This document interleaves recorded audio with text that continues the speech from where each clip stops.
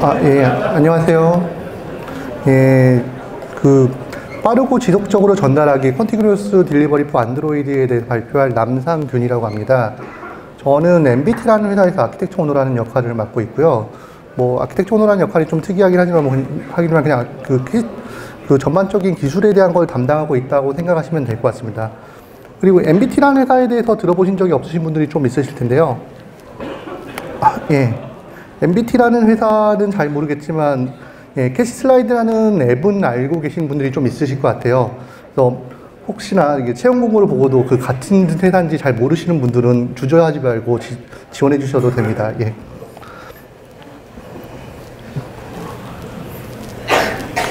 네, 저희가 지금 캐시슬라이드라는 앱을 저는 지금 4년 정도 지금 만들고 있고요. 2012년 11월에 처음 출시됐었는데, 이때부터 사실 전 조인한 건 아니고 13년 4월 정도부터 조인했었어요. 그래도 대략 지금 3월이니까 4년 정도 개발하고 있는데, 4년 정도 개발하고 있으면서 지금은 대략 최근에 한 2, 3년 전부터는 2주에 한 번씩 저희는 업데이트를 계속 진행하고 있어요. 또 고객에게 어떤 적절한 가치를 주고, 가치를 주고, 그 다음에 어떤 대응할 시간을 벌기 위해서 그렇게 하고 있는데, 생각보다 이 2주는 굉장히 짧습니다. 예, 저희가 보통 지금 3개의 팀이 나눠가지고 일을 하고 있거든요. 3개의 팀이 나눠가지고 일을 하고 있는데, 한 팀이 뭔가 배포를 할 때도 있고, 3팀이 모두 모여서 배포를 할 때도 있는데, 어찌됐든, 세 팀이 있음에도 2주에 한 번은 굉장히 짧은 간격이긴 하거든요.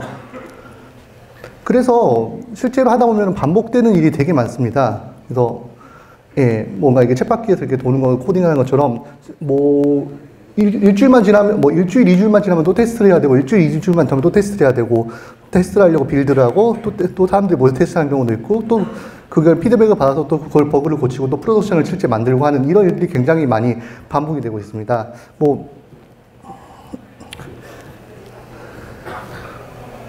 이렇게 잘 화면, 예. 잠깐만 일반적인 그래서 소프트웨어 개발 파이프라인을 잠깐 살펴볼 텐데요. 이런 과정은 대부분의 회사에서, 아니면 대부분 회사가 아니라 개인이 하시더라도 이런 과정은 다들 거치실 것 같아요. 커밋이라는 단계에서 이제 어플리케이션에 대한 수정을 완료하고, 소스 코드를 저장소에 커밋하고, 그 빌드를 가는 과정을 통해서 수정된 내용을 저장소에 체크하다가 실제 가능하도록 빌드를 하고, 물론 어떤 인터프린터 언어나 이런 다른 언어의 종류에 따라서는 빌드라는 과정이 존재하지 않을 수도 있겠죠. 그리고 테스트를 하는 과정이겠죠.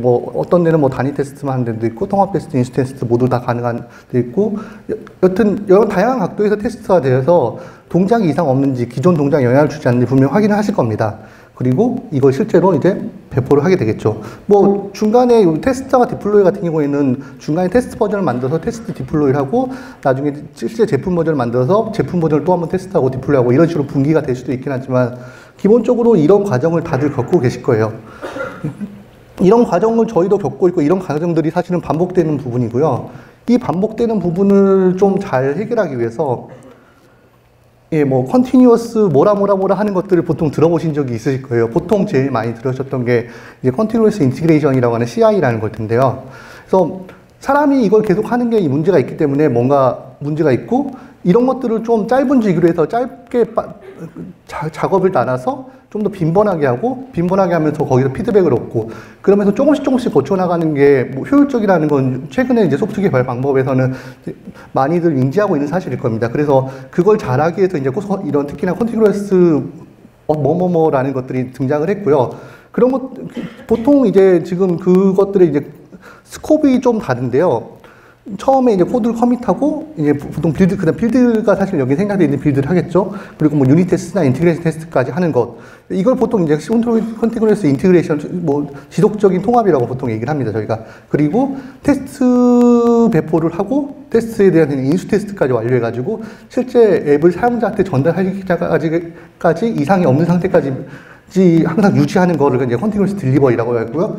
그거 이상으로 이제 실제로 이제 앱을 인수 테스트까지 끝났으면 실제 사용자한테 배포해버린 거 이제 컨티뉴어스 디플로이먼트라고 저희가 부르죠. 근데 사실 이게 근데 일반적인 개발 방법에서 그래서 이제 쓰이는 이제 스코프이긴 한데, 안드로이드를 보고 나면은 좀 애매한 부분들이 몇 가지 있어요, 사실. 왜냐면 안드로이드는 바로 아무리 잘 배포를 했다지만, 적당히 사실 패키징을 해서 나갈 때도 있고 하잖아요.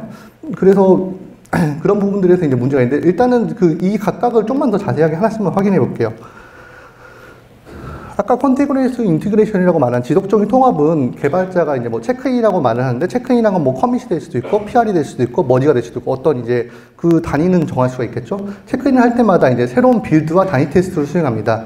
여기서 그리고 이래서 팀에게 요구사항에 대응하고 신속하게 문제를 해결할 수 있는 빠른 피드백을 제공하는 걸 목적인데요.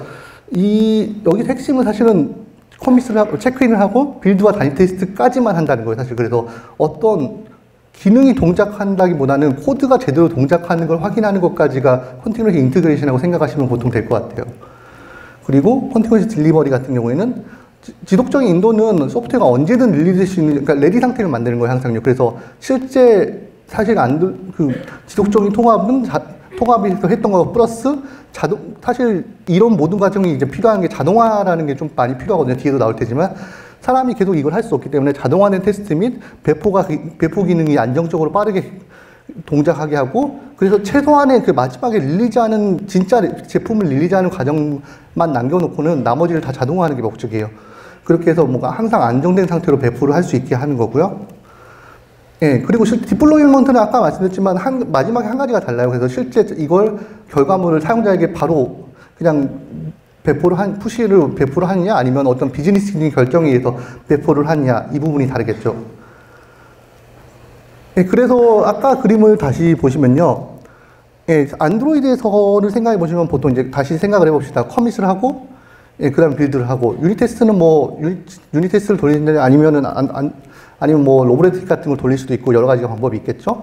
그리고 디플로이 테스팅 이제 환경에서 이제 배포를 하고 인수 테스트까지 완료를 했어요. 그리고 사실 여기까지가 완료된 상태를 항상 유지하는 게 안드로이드는 보다 일반적일 거예요. 그리고 실제 이제 이거는 회사에 있는 다른 같이 협업하시는 분들하고 같이 이게 어느 정도 단위로 나가야 되는지 그 패키징을 하는 과정이 존재하겠죠. 패키징을 하는 과정이 존재해서 적절하게 나갈 수 있는 기능들을 갖다 모아서 이제 한꺼번에 보통 배포를 하는 게 안드로이드 개발의 일반적인 모습일 겁니다. 실제 저희도 그래서 2주 단위로 이제 배포를 한다고 했을 때는 위의 과정들은 개발 단계에서 항상 수행을 하는 거고요. 항상 수행을 해서 저 인수 테스트까지 완료된 상태에서 기다리다가 그 2주에 한 번 이제 배포를 할 때 적절하게 나갈 기능들을 모아서, 아니면 사실 2주에 맞춰서 개발하기도 하죠. 하여튼 저 상태에 인수될 수 있는 상태에 있는 것들을 모아가지고 이제 배포를 하게 됩니다. 아까 말씀드렸지만 CI는 이제 코드의 동작이 잘 되는지 검증한다고 하면, 아까 인수 테스트라는 건 이제 실제 이제 기능이 잘 동작하는 건 이 컨티뉴어스 딜리버리 쪽에 이제 해당이 됩니다. 그래서 실제 코드에 대한 동작까지만 앞에서 하고, 그 다음 기능에 대한 동작을 확인하고, 그래서 코드와 기능이 모두 다 동작할 때 실제로 이게 배포될 수 있다고 판단해서 패키징해서 나가는 구조를 가지고 있습니다. 이게 그 일반 실제로 이제 뭐 보통 스타트업들에서 많이 하는 방법이기도 하고, 실제 제일 적절하다고 생각하는 부분들이 몇 개 많은데요. 그래서 이게 뭐 반복적인 거는 여기서 중요한 거는 사실 이 사이에 첫 번째는 이 사이 화살표들이에요. 이 사이 화살표들은 자동화하는 부분이에요, 사실 다. 그래서 보통 자동화에서 뭔가 사람이 하지 않고 계속 반복해서 이 과정을 계속 돌기 때문에 그 어떤 도구를 통해 가지고 좀 더 자동화해서 그걸 항상 빠르게 진행할 수 있도록 유지시키는 거고요. 사람은 진짜 실제 이 과정에서 생기는 문제들을 해결하는 데 집중을 하게 됩니다. 예, 그래서 다시 한번 예, 지금 이게 공장에 있는 것처럼 예, 이 과정에서 이제 되게 중요한 게 자동화예요. 자동화를 이제 하는 게 사람이 이걸 다 하면은 절대 이게 이런 걸 계속 지속적으로 반복해서 개선이 일어날 수 없고요. 그래서 그렇게 되면 결국에는 그냥 이렇게 할 거면 그냥 한 달에 한 번 하자, 2달에 한 번 하자, 이런 식으로 되겠죠. 2주에 한 번 뭔가 일이 일어나려면 그만큼 사람이 할 수 있는 일을 되게 줄여야 되거든요. 그리고 그런데 자동화가 사실 자동화는 어떤 이 큰 흐름을 해결하는 문제 해결책은 아니에요. 사실 그러니까 목적은 아니고 문제를 어떻게 해결하는 어떤 도구에 불과해요, 사실. 그래서 많은 분들이 이제 헷갈리시는 분이 있는데, 지금까지 이제 얘기하면 CI라는 거에서 대충 이미 아시는 분들이 많을 거예요, CI 같은 거. 근데 CI 시스템하고 CI를 좀 헷갈리시는 분들은 또 반면에 많아요, 사실.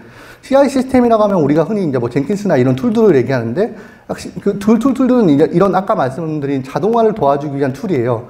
근데 CI 자체는 이 자동화를 통해 가지고 방금 그 과정들을 통해서 점진적으로 개선을 하는 게 사실 메인이거든요. 그래서 이 두 가지는 분리하고 이제 생각을 해보시고 앞으로 이야기를 더 들으시면 좋을 것 같습니다. 그래서 다시 한번 말씀드리지만 CI는 진짜 CI/CD 아까 뭐 그 다음에 마지막에 디플로이먼트까지도 진짜로 이건 사실 프로세스예요. 그래서 어떻게 하면 더 적절하게, 어떻게 하면 더 짧게 피드백을 받아서 어떻게 하면 덜 실패할 수 있을까를 하는 거고, CI 시스템은 이제 그런 것들을 도와줄 수 있도록 사람이 할 수 있는 부분들을 줄이기 위한 어떤 자동화에 집중한다. 이렇게 생각을 하시면 될 것 같고요. 예.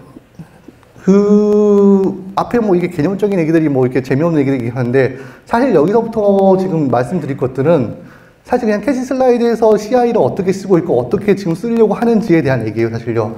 그래서 지금 젠킨스라는 건 여러분이 다 아실 거예요. 사실 되게 굉장히 유명한 시스템이고, 뭐 사실 여기는 안드로이드 개발자분들이지만 백엔드나 이런 데서는 굉장히 뭐 흔하게 쓰고 있는 뭐 툴이죠. 사실 뭐 CI 용도 이외에도 그냥 뭐 스케줄링 용도로도 쓰고 굉장히 다양하게 쓰고 있어요. 사실 그리고 그 말인즉슨 뭐든지 할 수도 있죠. 사실요. 어지간한 그냥 사실 스크립트를 뭔가 좀 더 유용하게 돌릴 수 있는 툴에 더 가까운 느낌이에요. 자동화 툴에. 근데 이게 몇 가지 단점이 있어요. 예.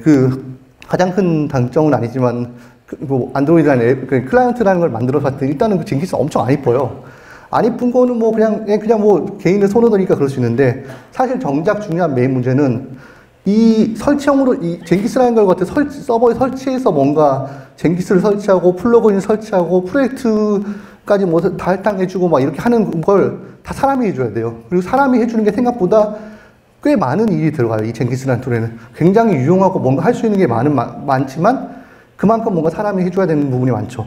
특히 생각보다 저희 회사 같은 경우에는, 그러니까 젠킨스는 이제 앱 빌드할 때도 썼고 서버 빌드할 때도 썼는데 앱을 빌드하는데 훨씬 더 문제가 많았었어요.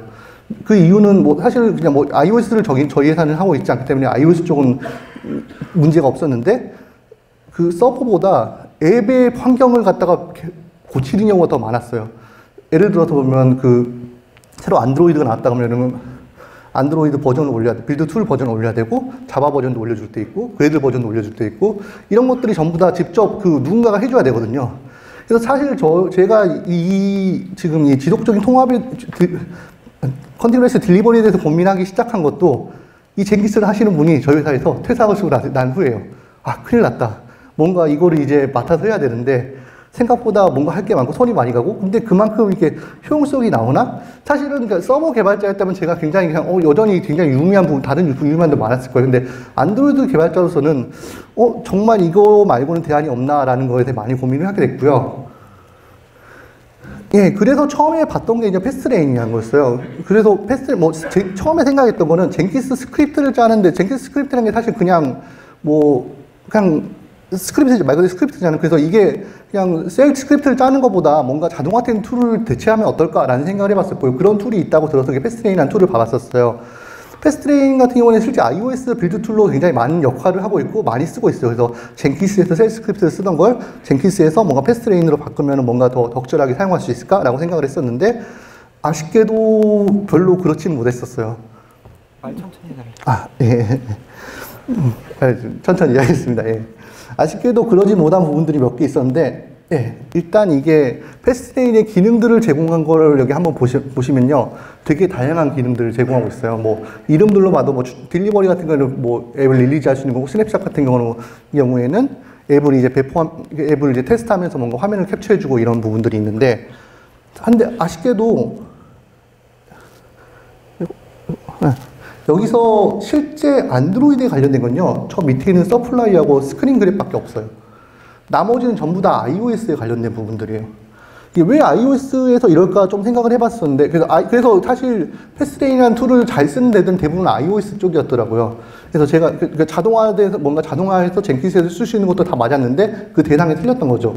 왜 그럴까 이게 봐봤더니, 이 iOS가 iOS는 되게 제한된 환경에서 뭔가 하는 게 많잖아요. 그래서 빌드를 관리하는 툴이 딱히 빌드를 시켜주긴 하지만 빌드를 좀 더 다양하게 해줄 수 있는 툴은 존재하지 않아요.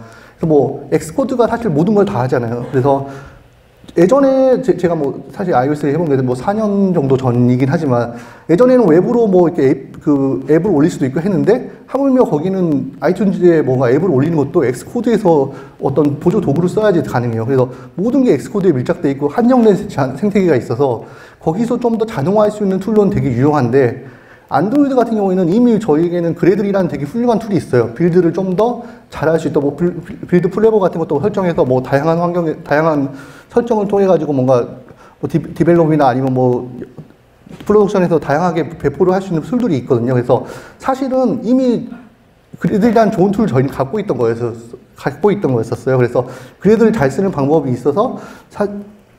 있었고요. 예, 그래서 일단은 근데 한번 뭐 기능은 있으니까 한번 써봤었어요. 서플라인이라는 기능은 뭐 여기서는 같은 iOS하고 안드로이드 같은 이름을 쓰지 않더라고요. 그러면 되게 심플하게는 서플라인은 그냥 구글 플레이에 앱을 그냥 자동으로 빌드해 주는 거예요. 빌드해서 그냥 올려주는 거죠. APK 파일을. 근데 뭐 구글 플레이 개발자 콘솔에서 제품 출시 관리자 서비스로 계정을 등록하고 뭐 옆에 밑에 여러 가지 과정이 있지만 결국에는 개발자 콘솔에서 어떤 제이슨으로 된 키를 받아가지고 그거 이제 제 컴퓨터에서 이제 빌드할 때 쓰는 거예요. 사실 인증을 위해서. 그래서 예, 뭐 패스트레인을 깔고 그다음 패스트레인을 뭐 그 폴더에서 저희 같은 캐슬라이드 앱 폴더에서 이닛을 하고 그다음 제이슨 키가 뭔지 이거 설정을 해줬어요. 그리고 그냥 런하면은 이제 테스트로 할 거냐 베타로 할 거냐 아니면 실제 배포로 할 거냐 설정을 하게 돼요. 그래서 그게 다더라고 사실.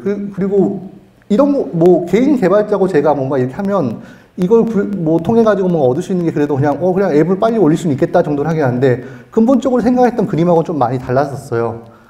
근본적으로 생각했던 그림은 되려 이거는 뭐 패스트레인하고 뭐 사실 젠킨스도 사실 똑같긴 해요. 근데 패스트레인은 이제 iOS를 썼을 때 모습인데 이런 식으로 뭔가 전체적으로 앱이 배포되는 흐름을 만들고 싶었던 거거든요. 그걸 젠킨스로 잘 되고 있던 것도 있지만 다음번에 이제 지금 같은 경우에도 빌드 툴이 업데이트했는데 빌드 툴을 업데이트 할 때마다 또 이제 뭐 서버에 들어가서 직접 막 설정하기가 싫었던 거였어요.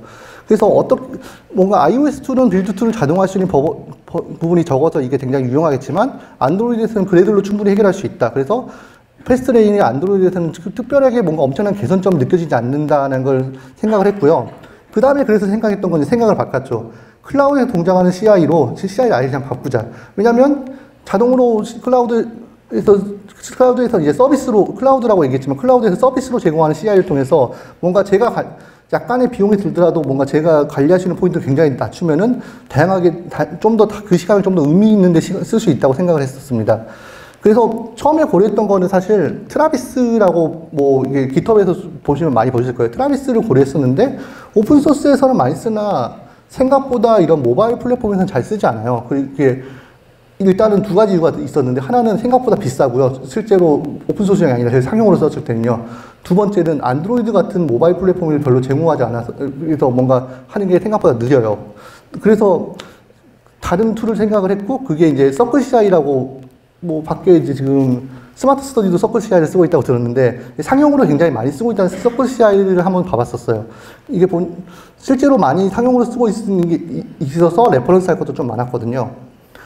장점을 보시면, 예, 각 빌드가 이제 저희 젠킨스를 돌렸을 때는 어쨌든 서버는 하나였고, 한 서버에 고정된 환경에서 계속 돌리는 거였거든요. 뭐, 어떤 뭐, 기수로 받아왔던 저희 소스만 지웠다 다시 까는 거였고, 근데 이거는 완전히 아예 그냥 의존성 있는 코드를 처음부터 다시 깔아요. VM을 돌려서 하더라고요, 보니까. 그래서 VM을 새로 띄워가서 의존성 있는 코드를 설치하고 프로젝트를 빌드하고 뭐 린트나 아니면 뭐 소나큐브나 이런 정적 코드를 다 돌리고 그다음에 테스트를 실행하고 그다음에 아티팩트 그 결과물을 이제 아카이빙까지 해가지고 딱 줘요. 굉장히 만족스럽고 실제 UI도 굉장히 꽤 이뻐요.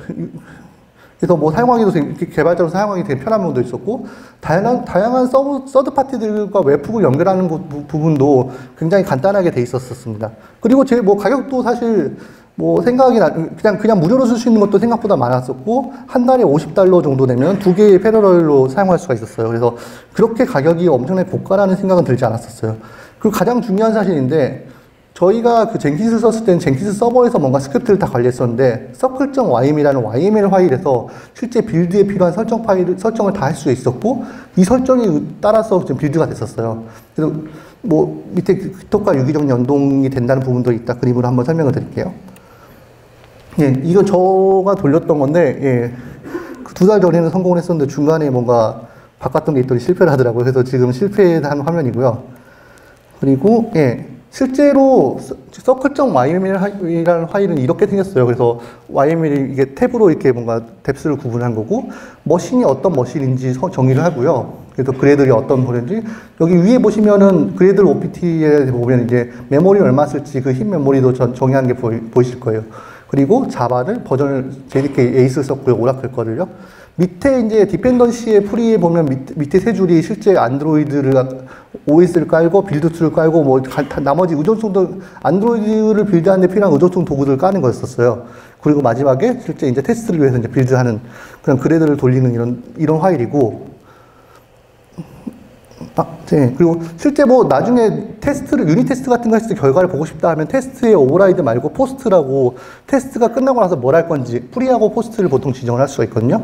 그래서 포스트가 끝나고 뭘 할 건지에 이제 JUnit 같은 걸 돌렸을 때 결과 같은 걸 표시한다라고 하시면 돼요.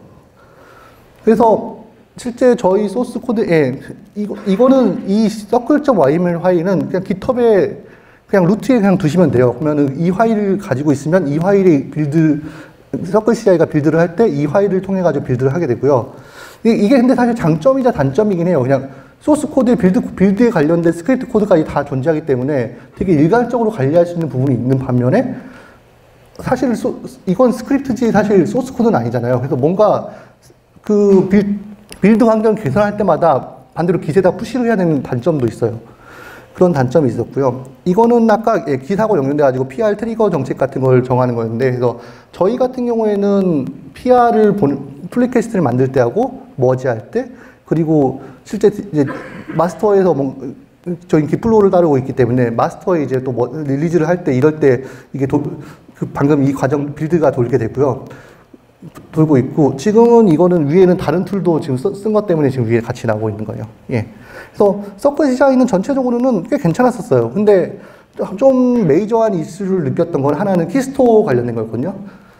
그냥 이렇게 개발용을 빌드할 때는 사실 별로 상관이 없어요. 근데 메인 앱을 빌드할 때는 키스토어 분명히가 필요한데 매번 VM을 띄워가지고 새로 이제 하다 보니까 키스토어를 새로 다운로드해서 받아서 항상 넣어줘야 돼요. 근데 서클 CI라는 CI 자체는 일반적인 그냥 배포를 위한 툴이기 때문에 안드로이드를 위해서 뭔가 특정한 기능이 존재하진 않아요. 그래서 보통 이제 문제를 해결하기 위해서 드랍박스를 쓴다고 하시더라고요. 그래서 드랍박스 쓰는 방법을 보니까 보면 이게 서클 CI 화면인데요. 그래서 키스토어나 이런 것들에 이제 뭐 암호나 이런 것들은 환경 변수로 이렇게 등록을 해놓을 수가 있고요. 그리고 어떤 스크립트를 하나 만들어, 그냥 이거는 사실 다운로드를 하는 스크립트예요. 사실요. 어떤 컬로 그냥 다운로드 하는 스크립트고, 근데 다운로드하는 대상이 환경 변수에 이제 그 드랍박스에 있는 제 키스토어의 공유하기 주소가 되는 거죠. 그렇게 해서 드랍박스에 있는 키스토어를 다운로드 받아서 매번 빌드를 하게 하는 거고요. 그래서 아까 그 circle.yml 파일에서 이 두 가지를 보시면, 첫 번째 라인에 이제 키스토어를 저기서 가져온다는 내용이 추가됐고, 밑에는 그러기 위해서 디펜더지에 이제 키스토어를 다운로드하는 로직을 추가했죠. 이렇게 하고 키스토어가 이제 환경 변수에 아까 등록을 했기 때문에 실제 환경에서는 build.gred 파일에서도 그 전에는 뭐 이렇게 앱의 내부에 뭐 제이슨 같은 파일을 만들어서 저희는 빌드를 했었었는데, 완전히 환경 변수에서 받아올 수 있도록 그 키스토어 정보를 받아올 수 있도록 사인 키를 콘피그를 부분을 수정을 했었습니다. 서클 CI는 기본 되게 무난하고 그냥 일반적으로 그냥 서버하고 만약에 앱이 같이 쓴다면 굉장히 유용한 툴일 것 같아요. 근데 뭐 좀 아쉬웠던 거는 뭐 지니모션 같은 걸로 뭔가 테스트를 해보려고 했을 때는 이게 VM에 또 VM 올려서 그런지 KVM 에뮬레이터를 지원하지 않더라고요. 그래서 테스트가 되지 않는 문제가 있었고, 예전에는 그 깃헙만 됐다고 했는데 지금은 비트버켓도 돼서 뭐 그 문제는 해결이 된 것 같고, 근데 아까 말씀드렸지만 CI 코드가 클라우드에 있어가지고 수정 시 이력이 함께 계속 변경되는 거는 뭔가 생각보다 불편했어요. 그리고 iOS나 안드로이드가 아까 그 키스토어 같은 경우같이 iOS나 안드로이드에 적합하지 않는 부분이 있어서 분명히 거기에 대한 예외적인 상황 처리가 필요했고요. 그래도 뭐 서클 CI가 괜찮긴 한데 뭐 아까 지니모션 같은 게 안 되는 걸 로보레트로 대체할 수 있고 하니까요. 근데 사실 서클 CI 결정적으로 저희 같은 경우는 쓰지 않기로 결정을 한 거는 그냥 모바일에만 적합한 다른 툴도 있네라는 걸 발견했기 때문이에요. 그게 이제 마지막으로 소개해드릴 비트라이즈라는 건데요. 비트라이즈라는 툴 자체는 생각보다 서클 CI만큼 유명하진 않은데 모바일에는 정말 최적화된 부분이 굉장히 많거든요. 그래서 하나씩 보시면은 가장 중요한 거는 얘는 지금까지 얘 중에 사실 UI가 제일 좋아요. 사실 UI가 기준은 아닌데 그만큼 뭔가 관리하기 편하게 돼 있는 건 맞아요.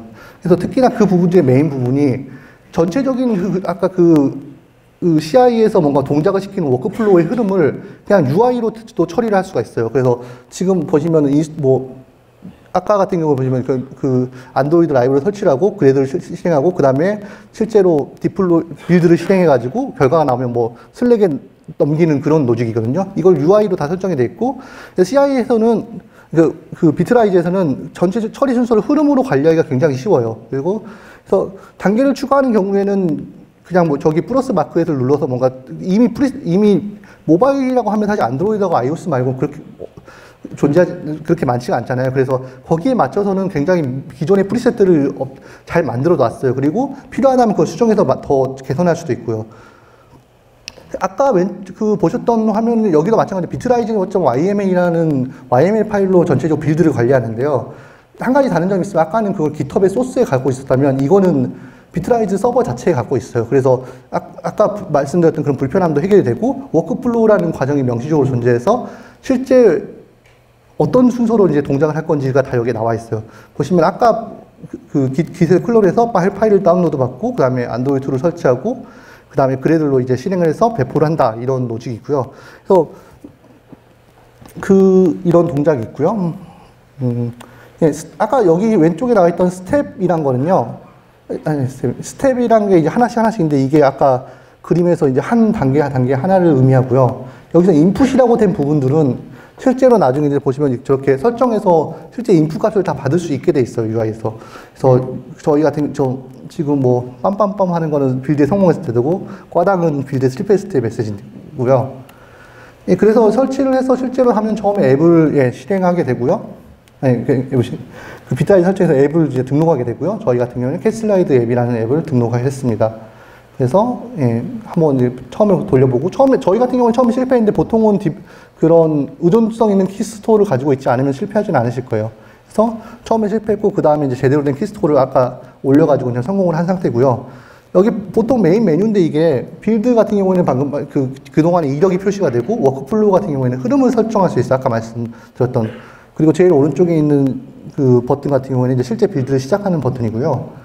그래서 그 워크플로우 쪽에 들어가면 이렇게 편집할 수 있는 화면들이 있고 스텝을 누르면 이제 실제 스텝을 추가할 수가 있죠. 그리고 키스토어 같은 경우는 키스토어 파일을 여기는 그래서 키스토어 파일이나 다른 뭐 의존도 있는 파일들을 S3에 올려가지고 관리해주는 기능이 있어요. 거기다가 키스토어 파일을 올렸다면 키스토어에 대한 패스워드나 이런 걸 환경 변수로 바로 지정을 할 수가 있고요. 그게 아니더라도 좀 더 다양한 기능들이 있다고 느꼈던 게 시크릿한 어떤 그 환경 변수로는 존재는 하는데 실제 이거를 빌드하는 사람들은 보지 않았으면 좋겠다 하는 값들은 따로 시크릿 인바이먼트로 설정을 할 수가 있고 기본적인 것들은 그냥 앱 인바이먼트로 설정을 할 수 있었습니다.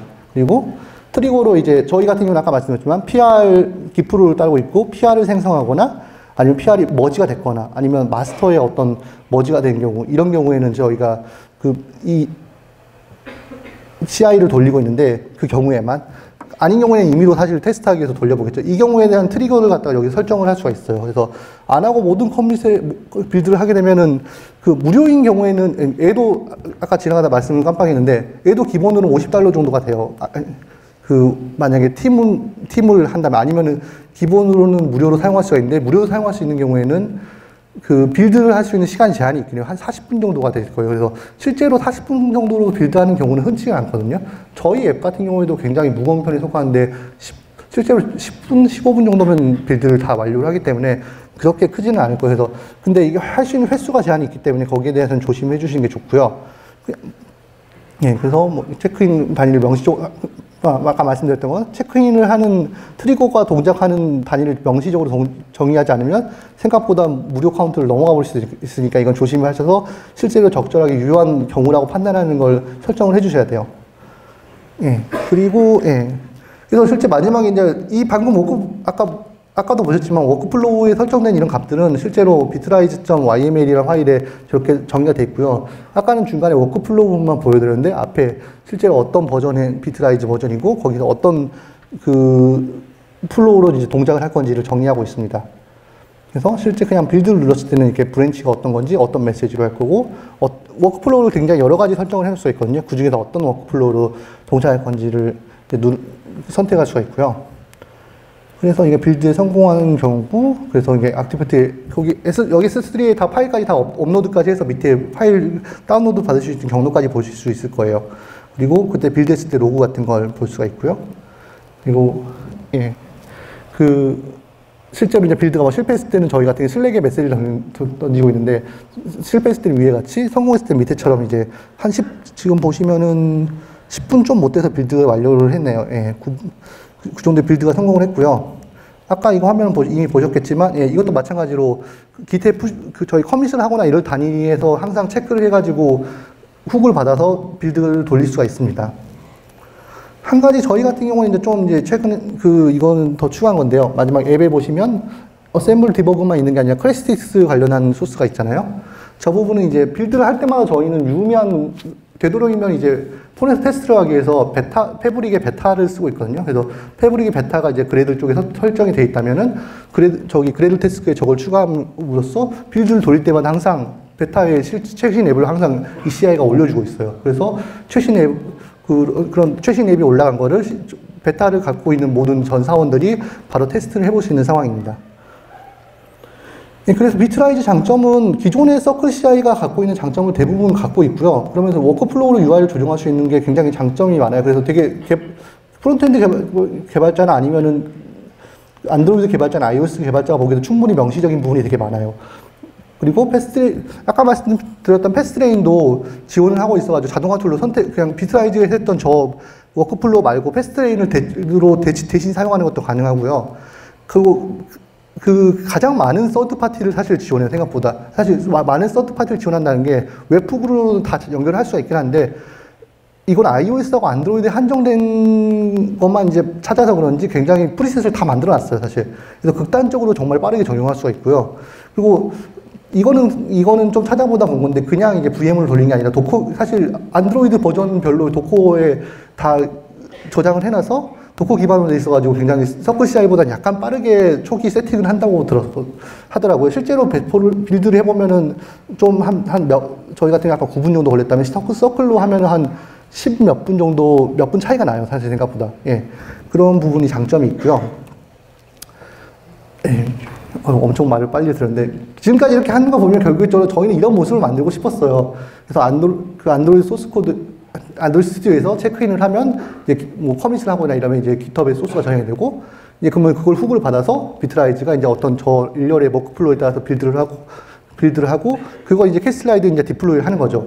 근데 지금 이렇게만 보면은 뭔가 빠진 게 있는 것 같은 느낌이 드는데, 예, 아까 이렇게 다시 그림을 보시면 여러 가지 모습이 있는데 그 부분에 빠진 게 뭐냐면, 예, 테스트하고 배포예요. 그래서 지금 저희가 이제 기본 CI 구성한 거에다가 각각의 적절한 이제 방금 말씀드린 툴들을 이제 적용하고 있어요. 그래서 오퍼레이티브 유닛 테스트 같은 걸 하는 걸 하고, 인수 테스트 같은 경우에는 사실 캘러버시하고 에피움이라는 걸 두 개 사실 좀 고민하게 했었는데, 기본적으로 그냥 비트라이즈가 제공해 주는 게 캘러버시고, 거기에다가 기본으로 그냥 툴이 있고요. 거기다가 좀 저희 회사 같은 경우, 이건 저희 회사의 그냥 많이 선택일 수도 있어요. 저희는 서버가 루비로 돼 있기 때문에, 예, 루비랑 같이 해가지고 사용하기에는 쿠쿤바를 쓰기에는 캘러버시가 좀 더 편한 면이 있었고요. 그 다음에 배포 같은 경우는 이제 이것도 에파키하고 베타가 둘 중에 하나를 선택했어야 되는데, 뭐 최근에 이제 구글에도 인수한 패브릭도 있고 해서 베타를 적용해서 이런 식의 모습을 지금 그려보고 있습니다. 예, 상용을 실제 서비스 대상하다 보니까 동작을 보여드리기 좀 어려운 부분이 좀 몇 개 있는데, 예, 빨리 마무리할게요. 시간이 다 됐네요. 예, 메인은 사실 이거였어요. 사실 뭐 CI의 목적이 자동화가 아니라 CI를 구축하고 나서 그 다음에 좀 더 잘 뭔가 되고자 하는 포인트가 뭐냐 하면, 이렇게 자동화된 테스트와 배포로 짧은 주기의 피드백과 개선을 반복해서 빠르고 지속적인 제품의 가치를 전달한다는 거였거든요. 그러기 위한 지금 기반 시스템을 만들었던 거였고요. 그럼 이걸 통해서 이제 저희는 더 빨리 만들 수 있다고 저는 생각을 하고 있습니다. 예. 그래서 앞으로 저희가 좀 더 추구하고 이제 하고 싶은 거는, 인수 테스트를 아까 말씀드렸는데 지금 이게 뭐 지니모션 같은 걸 여전히 마찬가지로 띄워서 뭔가 동작을 시켜야 돼요. 근데 이 다음 시간에 아마 그 AWS의 디바이스 팜에 대해서 설명을 해줄 건데 그런 식의 툴들을 쓰면 좀 더 훨씬 더 다양하게 뭔가 디바이스를 테스트할 수 있는 부분이 있어요. 거기에 대한 동작을 갖다가 해볼 거고 AEL 같은 라이브러리들은 어떻게 할 건지를 이제 좀 고민해 봤었는데 예, 그거는 비트라이즈에서 뭐 결과물을 이제 빈트레이로 던져서 빈트레이즈가 이제 매분 저장소를 이제 서비스로 제공을 하는 서비스예요. 그래서 거기서 나온 걸 다시 그래드에서 가져와서 처리하는 식으로 처리를 하려고 하고 있습니다. 예, 뭔가 급하게 마무리를 지었는데요. 결론은 말씀드리자면 뭔가 클라우드가 도입되면서 뭔가 이게 서비스로 뭔가 저희가 접근할 수 있는 게 되게 많아졌어요. 앞에 시간에 말씀드렸던 파이어베이스도 그렇고, 백엔드도 그렇고, 뒤에 이제 말씀드린 뭐 이제 디바이스도 그렇고, 이런 것들을 되게 잘 써서 좀 더 저희가 메인 중요한 개발에 집중할 수 있는 환경을 만드는 걸 잘 같이 만들어 보면 그런 어떤 셋이 한번 잘 정리되면은 저희가 좀 안드로이드 개발에 더 집중할 수 있지 않을까라는 생각이 듭니다. 예, 감사합니다.